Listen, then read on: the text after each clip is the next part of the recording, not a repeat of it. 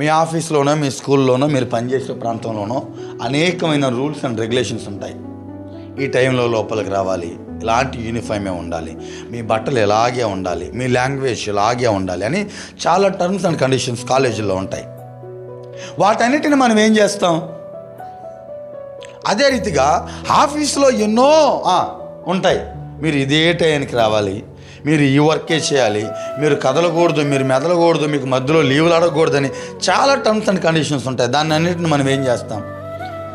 పాటిస్తున్నామంటే ఏమున్నట్టు? ఆ జాబ్ అంటే మనకు రెస్పెక్ట్, చదువుతున్న చదువు అంటే మనకు రెస్పెక్ట్, మనం చదువుతున్న కాలేజ్ అంటే మనకు రెస్పెక్ట్. ఆ టర్మ్స్ అండ్ కండిషన్స్ అంటే నేను అడుగుతున్నాను, లోకంలో ఉన్న వాటిని ఎంతగా గౌరవించగలిగినటువంటి మనిషి ఈ దేవుడి వాక్యంలో అనేక సందర్భంలో క్రైస్తవులు ఎలా బ్రతకాలో రాశారు, క్రైస్తవులు ఏ రీతిగా వ్యవహరించాలో రాశారు, క్రైస్తవులు ఎలా తినాలో, ఎలా తాగాలో, ఏ రీతిగా బ్రతకాలో, ఏ రీతిగా నివసించాలో అన్నీ రాశారు.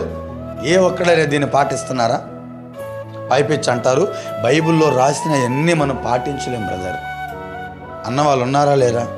అవన్నీ రాస్తారు, బైబిల్లో రాసిన వాటన్నిటిని మనం ఏం చేయలేమట, పాటించలేనప్పుడు బైబిల్లో రాస్తారా?